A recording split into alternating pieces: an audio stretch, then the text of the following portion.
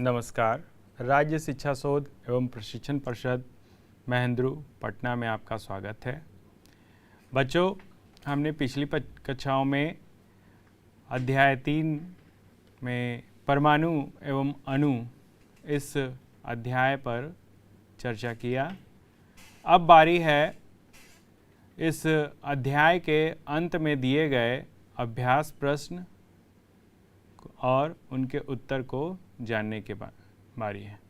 आइए हम लोग देखते हैं कि किस प्रकार से अभ्यास प्रश्न एक एक करके दिए गए हैं, जो आपकी समझ के लिए दिए गए हैं। मैं इसमें आपकी सहायता करता हूं, आप भी मेरे साथ साथ इसे बनाने की कोशिश करेंगे।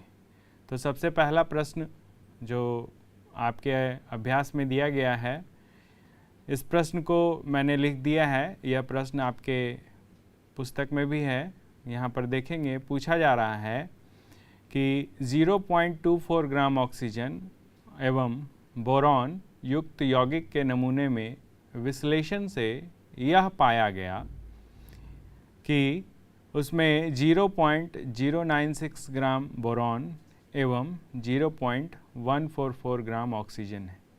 उस यौगिक के प्रतिशत संगठन का भारात्मक रूप में परिकलन कीजिए। बच्चों, ये क्वेश्चन ऐसे है कि ये पूछ रहा है कि एक सैंपल दिया गया है जिसमें आपको मात्रा दी गई है अलग अलग ऑक्सीजन की और बोरॉन की कितनी प्रतिशत मात्रा है, यह पता करना है। तो यह सिंपल प्रतिशत का सवाल है। जैसे हम लोग और भी प्रतिशत वाले प्रश्नों को हल करते हैं, उसी प्रकार से इस प्रश्न को भी हम हल करेंगे। प्रतिशत में यहाँ पर देखेंगे कि यौगिक का द्रव्यमान 0.24 ग्राम दिया गया है और यह यौगिक जो है ऑक्सीजन और बोरॉन दो अलग अलग तत्वों से मिलकर बना है। बोरॉन का भी कुल द्रव्यमान दिया गया है प्रश्न में 0.096 ग्राम और ऑक्सीजन का द्रव्यमान 0.144 ग्राम दिया गया है। अब इस यौगिक में अगर हम बोरॉन का प्रतिशत संगठन भारात्मक रूप में ज्ञात करना है, तो इसके लिए हमें लिखना होगा बोरॉन का द्रव्यमान कुल कितना है और उसे भाग दे देंगे यौगिक के कुल द्रव्यमान से। तो यहाँ पर देखिए, हमने भाग दिया 0.096 जो कि बोरॉन का द्रव्यमान है, उसे भाग कर दिया 0.24 जो यौगिक का द्रव्यमान है और उसे गुना कर दिया 100 से। क्यों 100 से गुना किया? क्योंकि हमें प्रतिशत में निकालना है। तो गुना करने के बाद यह 40% आ गया, अर्थात इस दिए गए यौगिक में बोरॉन का प्रतिशत 40 है। बच्चों, आप ऑक्सीजन का प्रतिशत संगठन भारात्मक रूप में भी इसी प्रकार से निकाल सकते हैं। यहाँ पर ऑक्सीजन की दी गई मात्रा 0.144 ग्राम है, उसे भाग दे देना है यौगिक के कुल द्रव्यमान यानी कि 0.24 ग्राम से और पुनः 100 से गुना करना है। इस प्रकार से जब आप कैलकुलेशन करेंगे तो आप पाएंगे 60% आ रहा है, अर्थात दिए गए यौगिक में ऑक्सीजन का प्रतिशत 60% है। तो यह एक बिल्कुल आसान सवाल था। सिर्फ शब्दों में से लिख के आपको उलझाने की कोशिश की गई थी, जबकि यह बिल्कुल आसान सवाल था प्रतिशत निकालने का। आइए अगला प्रश्न देखते हैं कि क्या कर रहा है। इसमें बताया गया है, मैं एक क्वेश्चन पढ़ता हूँ फिर उसे आपको समझाता हूँ आसान शब्दों में। 3.0 ग्राम कार्बन 8.00 ग्राम ऑक्सीजन में जलकर 11.00 ग्राम कार्बन डाइऑक्साइड निर्मित करता है। जब 3 ग्राम कार्बन को 50 ग्राम ऑक्सीजन में जलाएंगे तो कितने ग्राम कार्बन डाइऑक्साइड का निर्माण होगा? आपका उत्तर रासायनिक संयोजन के किस नियम पर आधारित होगा? यहाँ पूछा जा रहा है कि 3 ग्राम कार्बन को 8 ग्राम ऑक्सीजन में जब जलाते हैं तो 11 ग्राम कार्बन डाइऑक्साइड का निर्माण करता है। तो बच्चों, यहाँ क्वेश्चन देखने से ही पता चल रहा है 3 ग्राम और 8 ग्राम मिलकर 11 ग्राम हो रहे हैं, यानी कि कार्बन ऑक्सीजन के साथ जब जलता है तो कार्बन डाइऑक्साइड बनता है। और यहाँ पर जितना कार्बन का मात्रा था, जितना ऑक्सीजन का मात्रा था, संयोग करने के बाद जो हमें उत्पाद मिला उसकी मात्रा भी अभिकारकों के मात्रा के बराबर है। अर्थात आपको कुछ कुछ इससे सहायता मिल रही होगी कि यह किस रासायनिक संयोजन के नियम को प्रदर्शित कर रहा है। आइए इसका उत्तर देखते हैं कि 3 ग्राम कार्बन 8 ग्राम ऑक्सीजन के साथ मिलकर 11 ग्राम कार्बन डाइऑक्साइड का निर्माण करता है। अब यदि 3 ग्राम कार्बन को 50 ग्राम ऑक्सीजन में जलाया जाता, यानी कि कार्बन की मात्रा वही है, ऑक्सीजन की मात्रा बढ़ा दी गई, तो भी 3 ग्राम कार्बन 8 ग्राम ऑक्सीजन के साथ ही अभिक्रिया करके 11 ग्राम कार्बन डाइऑक्साइड ही बनाएगा। और 50 ग्राम अगर हम ऑक्सीजन लिए हैं तो उसमें से केवल 8 ग्राम ऑक्सीजन ही यूज होगा और 42 ग्राम ऑक्सीजन बचा रह जाएगा। अतः यह उत्तर जो है रासायनिक संयोजन के स्थिर अनुपात के नियम पर आधारित है।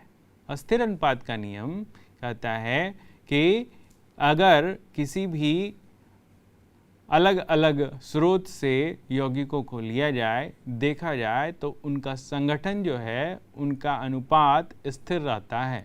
जैसे जल को अगर किसी भी स्रोत से लिया जाए, तालाब से लिया जाए, कुआं से लिया जाए, नदी से या कहीं और भी अन्य स्रोत से लिया जाए, तो जल में H2O यानी कि हाइड्रोजन और ऑक्सीजन का अनुपात जो है वो हमेशा स्थिर रहेगा। यानी कि उस पर्टिकुलर हाइड्रोजन और ऑक्सीजन का जो संयोग करने का अनुपात है, कितने परमाणु हाइड्रोजन के कितने परमाणु ऑक्सीजन के साथ संयोग करेंगे, यह एक निश्चित है।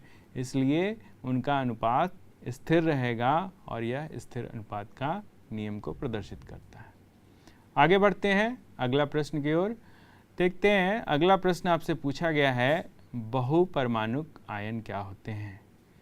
उदाहरण दीजिए। जैसा कि नाम से ही स्पष्ट है, बहुपरमाणुक यानी कि वैसे आयन जिसमें एक से अधिक परमाणुओं की संख्या हो, यानी कि अलग अलग प्रकार के परमाणु आपस में मिलके अणु का निर्माण करते हैं। और वो अणु 2 प्रकार से हो सकते हैं। अगर उनमें आवेश की मात्रा हो, आवेश अर्थात धनात्मक आवेश या ऋणात्मक आवेश हो, तो वह आयन कहलाएंगे। और यदि परमाणु आपस में संयोग करके आवेश की मात्रा उन पर 0 हो जाती है तो वह उदासीन अणु हो जाएंगे। तो यहाँ पर पूछा गया है आपसे, बहुपरमाणुक आयन क्या होते हैं? तो परमाणुओं के समूह जिस पर नेट आवेश विद्यमान हो, यानी कि उस पर कुछ न कुछ आवेश अवश्य हो, यह आवेश 0 ना हो। आवेश या तो ऋणात्मक में हो या धनात्मक में हो, परंतु उन पर आवेश होना अनिवार्य है। तो परमाणुओं के वैसे समूह जिन पर कुछ आवेश विद्यमान होते हैं उसे बहुपरमाणुक आयन कहते हैं। जैसे आप देखिए यहाँ पर एक लिस्ट दिया गया है, यह लिस्ट आपके किताब में भी है। अमोनियम आयन NH4, यहाँ पर नाइट्रोजन के 1 परमाणु हाइड्रोजन के 4 परमाणु के साथ मिल रहा है और साथ ही साथ इस पर कुल आवेश जो है वह +1 है। उसी तरीके से हाइड्रोक्साइड आयन है, नाइट्रेट आयन है, हाइड्रोजन कार्बोनेट हैं, सल्फाइड, सल्फेट, फॉस्फेट, इस प्रकार से यह सब बहुपरमाणुक आयन है।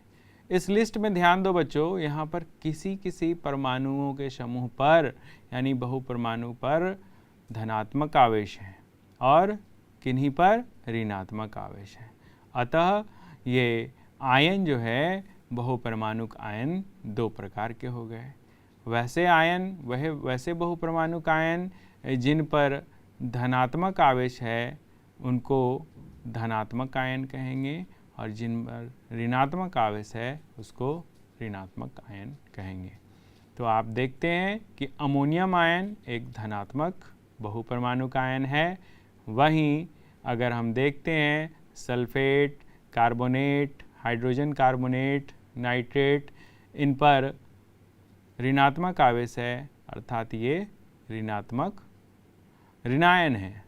ये बहुपरमाणुक आयन तो हैं ही, साथ साथ ये ऋणायन है। आइए अगले प्रश्न की ओर बढ़ते हैं और अगला प्रश्न आपसे पूछा जा रहा है कि निम्नलिखित के रासायनिक सूत्र लिखिए। बच्चों, आपको रासायनिक सूत्र लिखना मैंने पहले भी बताया है और एक आसान से गतिविधि के द्वारा हम इन सारे यौगिकों के रासायनिक सूत्र लिख सकते हैं। आइए बच्चों, हम लोग एक गतिविधि करते हैं। उस गतिविधि के माध्यम से आप देखेंगे कि कितने आसानी से आप इन सब दिए गए यौगिकों के रासायनिक सूत्र लिख पाते हैं। बच्चों, आप लोग के टेबल के सामने देखिए कुछ तत्वों के संकेत रखे हुए हैं। आप इन्हें देखकर पहचानने की कोशिश कीजिए। आप देखेंगे तो ये ऑक्सीजन है, कैल्शियम, मैग्नीशियम, इसी तरीके से क्लोरीन। आप लोग भी पहचानने की कोशिश कीजिए। यहाँ नीचे देखेंगे तो ये CO3 यानी कि ये कार्बोनेट है, ये यौगिक है बच्चों। एल्युमिनियम तत्व है, नाइट्रेट NO3 ये फिर से पुनः एक यौगिक है, एंड कॉपर यहाँ पर यह तत्व है। और इस साइड में इन तत्वों और यौगिकों के कुछ संयोजकता लिख के रखा हुआ है, जैसे देखिए 1, 2 और 3। तो इन तत्वों और यौगिकों और उसके संयोजकता से हम आज यौगिक सूत्र कैसे लिखते हैं इसको सीखेंगे। मान लीजिए कि आपको दिया गया है मैग्नीशियम क्लोराइड का सूत्र लिखने के लिए, तो बच्चों आप क्या करेंगे? सबसे पहले आप तत्वों में से मैग्नीशियम को लेंगे और मैग्नीशियम को अलग करेंगे। और क्या है बच्चों? क्लोरीन है, तो हम क्लोरीन लेंगे।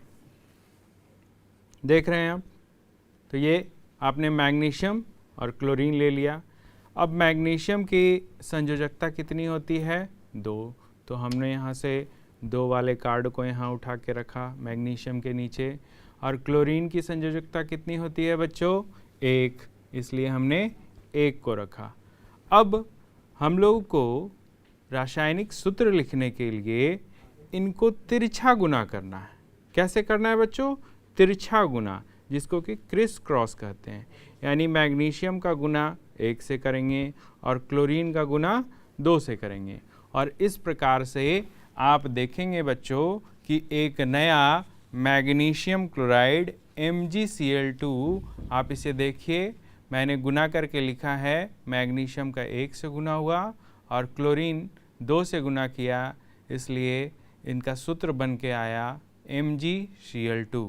इस प्रकार से आप मैग्नीशियम क्लोराइड का सूत्र आसानी से लिख सकते हैं। इसी तरह से बच्चों हम कुछ और भी अन्य यौगिकों का सूत्र लिखने की प्रक्रिया शुरू करते हैं। देखते हैं आप इसमें कितने अपने आप को सक्षम पाते हैं।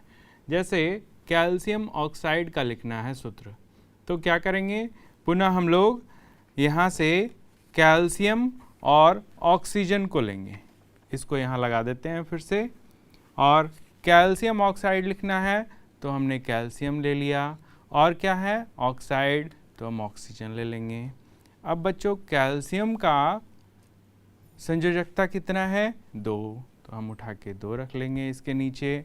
और ऑक्सीजन की कितनी वैलेंसी है? 2, तो इसे भी मैंने उठा के रख लिया।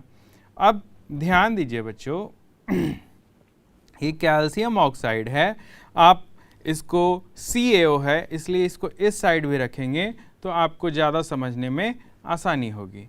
और फिर से पुनः यहाँ क्या करना है? तिरछा गुना करना है। तो ऑक्सीजन को 2 से गुना होगा और कैल्शियम 2 से गुना होगा। इस प्रकार से जब दोनों 2 से गुना कर देंगे तो Ca2 और O2 होगा। परंतु जब दोनों तत्वों की संयोजकता समान होती है तो उन संयोजकता को हम लोग नहीं लिखते हैं। इसलिए कैल्शियम ऑक्साइड का सूत्र निकल के यहाँ पर आपको देखिए CaO आएगा। यहाँ पर बच्चों कैल्शियम का 2 और ऑक्सीजन का 2 जो गुना करने के बाद आया था, उन चूँकि दोनों की संयोजकता समान है इसलिए उन दोनों की संयोजकता को हम नहीं लिखेंगे और रासायनिक सूत्र बन के आएगा CaO, कैल्शियम ऑक्साइड। तो इस प्रकार से आपने 2 अलग अलग देखा। एक और एक्सपेरिमेंट हम लोग करेंगे और देखेंगे कि किस तरीके से अन्य तत्व कॉपर नाइट्रेट का हम लोग फॉर्मूला लिखने का कोशिश करेंगे।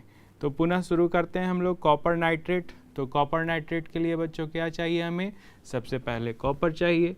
तो हमने कॉपर को ले लिया उठा के, देखिए आप कॉपर को हमने यहाँ पर रख लिया।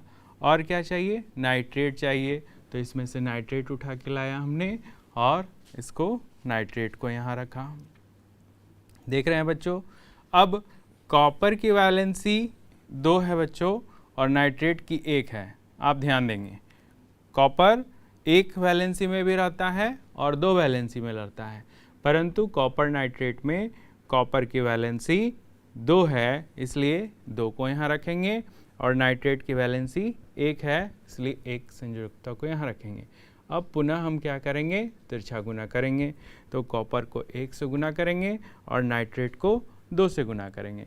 तो इस प्रकार से आप अगर रासायनिक सूत्र लिखेंगे तो इस तरीके से तिरछा गुना करने के बाद आप कॉपर को 1 से गुना करेंगे और 1 छुपा हुआ है बच्चों उसे नहीं लिखेंगे और नाइट्रेट को 2 से गुना करेंगे। अब यहाँ नाइट्रेट पूरा एक यौगिक है इसलिए नाइट्रेट को हमने ब्रैकेट में रख दिया और उस ब्रैकेट के बाहर 2 दिया। इस प्रकार से हमारा फॉर्मूला तैयार हो गया। रासायनिक सूत्र हम लिख लिए कॉपर नाइट्रेट CuNO3 का होल 2। इसे कैसे पढ़ेंगे बच्चों, कॉपर अलग है इसलिए उसे कॉपर Cu से लिखेंगे और नाइट्रेट एक साथ है इसलिए NO3 लिख के उसे ब्रैकेट में क्लोज कर देंगे और उसके बाहर 2 लिखेंगे। इस प्रकार से CuNO3 का होल 2 इसे पढ़ा जाता है और ये कॉपर नाइट्रेट का हमारा फॉर्मूला तैयार हो गया। अब एक और फॉर्मूला हम लोग सीखते हैं बच्चों कैल्शियम कार्बोनेट का। तो कैल्शियम के कार्बोनेट लिखने के लिए हमें कैल्शियम लिखना होगा और कार्बोनेट लिखना होगा, लेना होगा।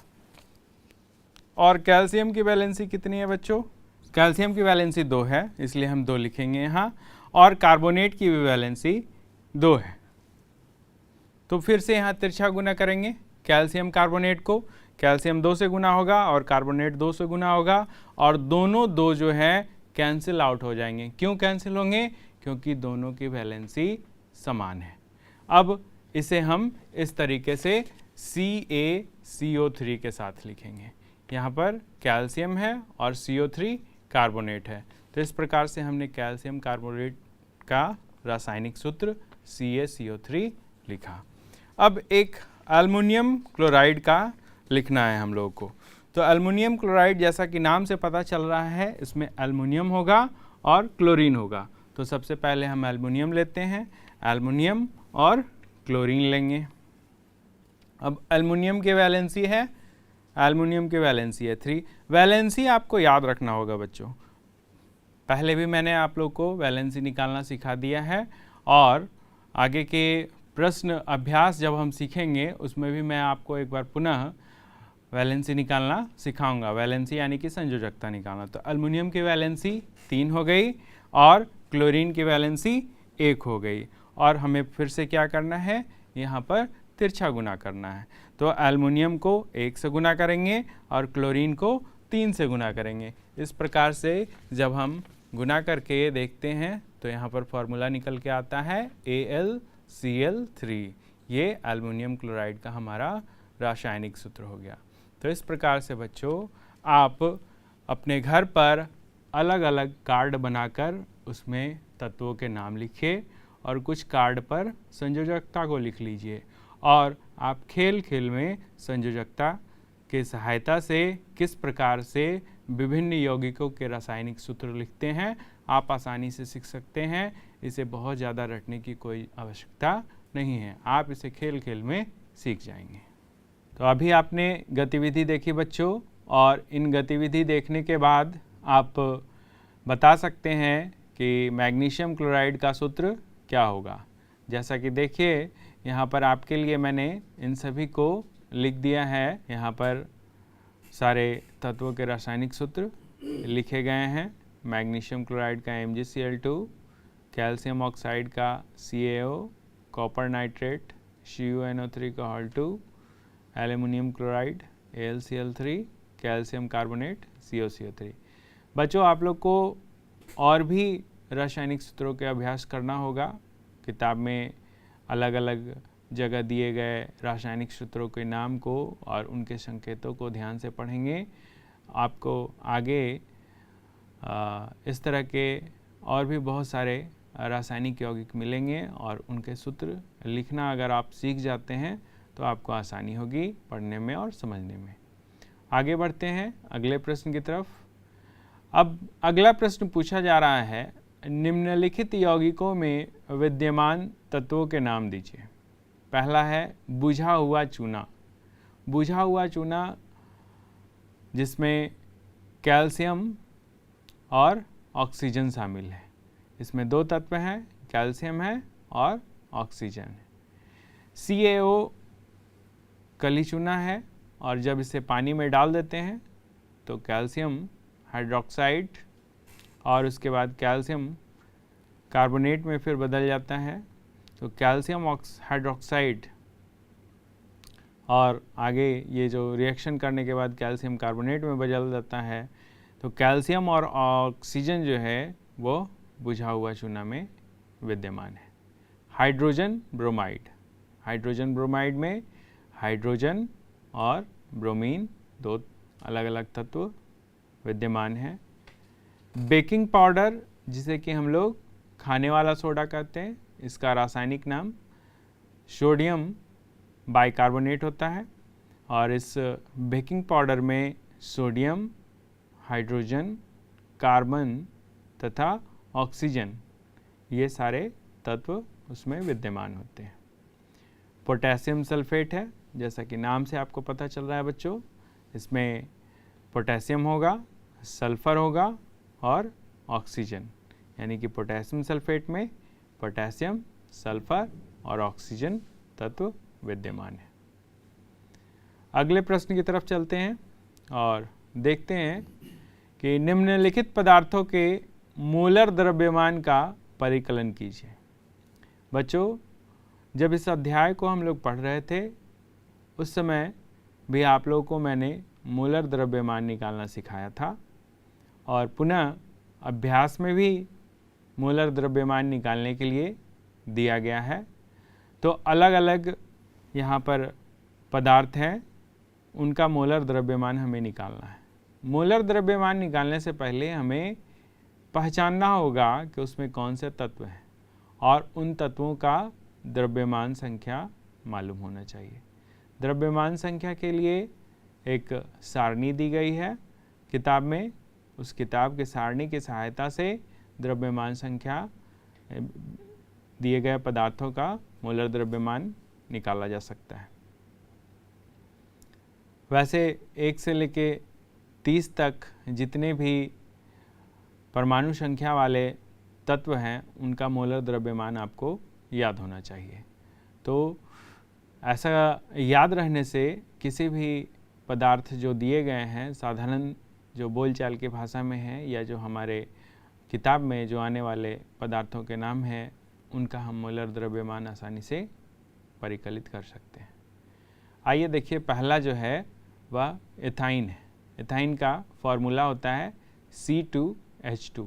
यहाँ यानी कि यहाँ पर कार्बन के 2 परमाणु और हाइड्रोजन के 2 परमाणु हैं।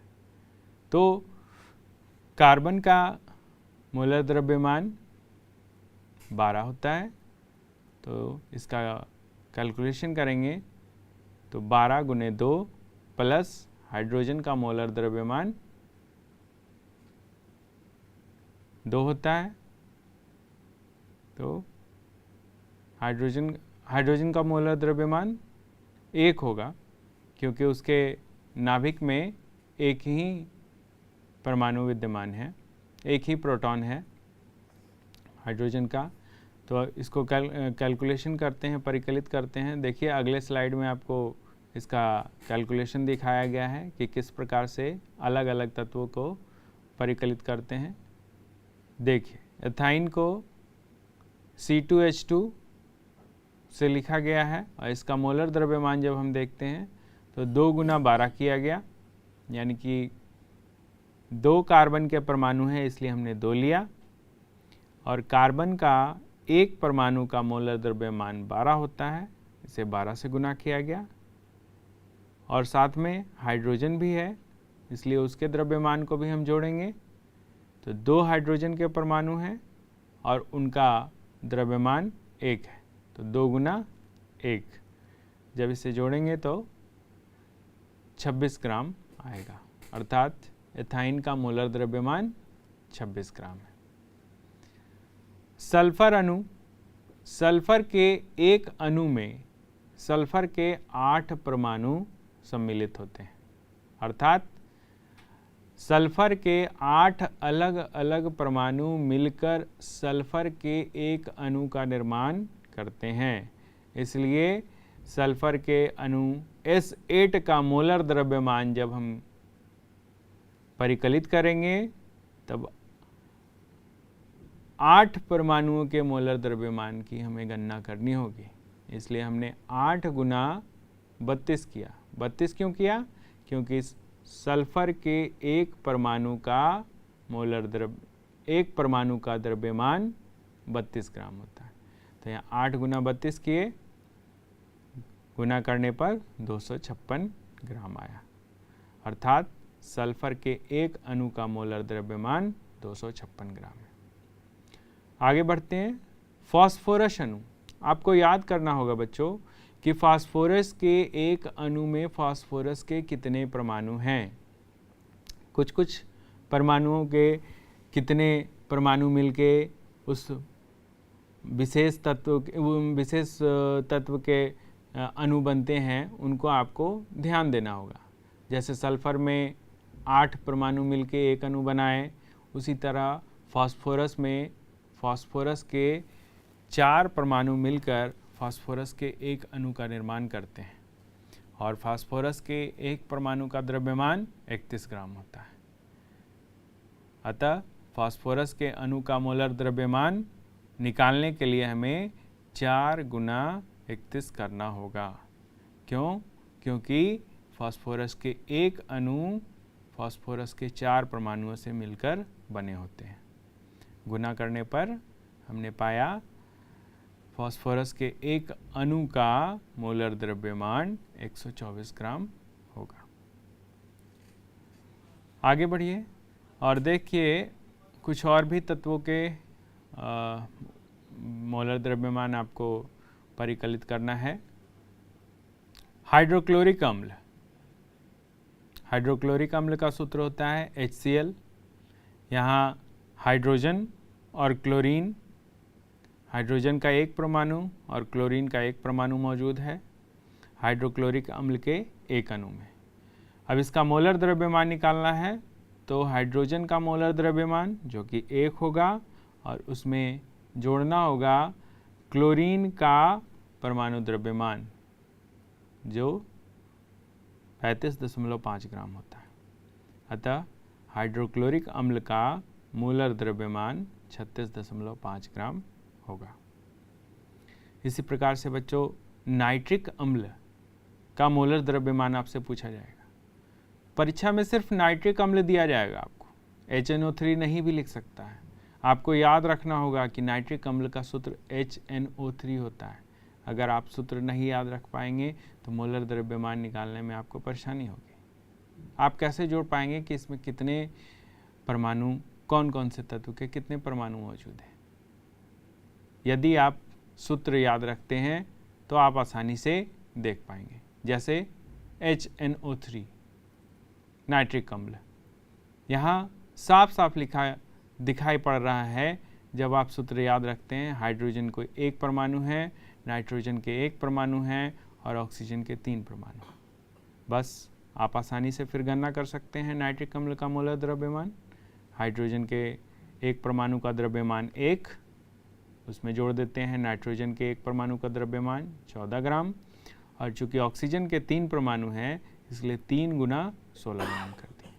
और इस प्रकार से हमें जोड़ने के बाद 63 ग्राम आता है, अर्थात नाइट्रिक अम्ल का मोलर द्रव्यमान 63 ग्राम होगा।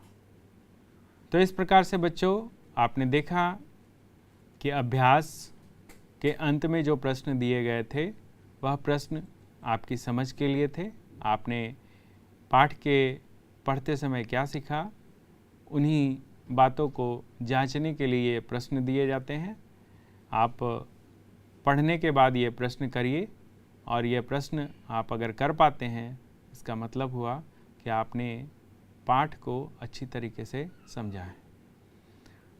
तो आज के इस लेक्चर में यहीं तक, मिलते हैं अगले क्लास में अगले अध्याय के पाठ के अंत में दिए गए अभ्यास और उनके प्रश्नों के लेकर हम फिर से आपके साथ समक्ष पुनः उपस्थित होंगे। तब तक के लिए पढ़ते रहिए। धन्यवाद।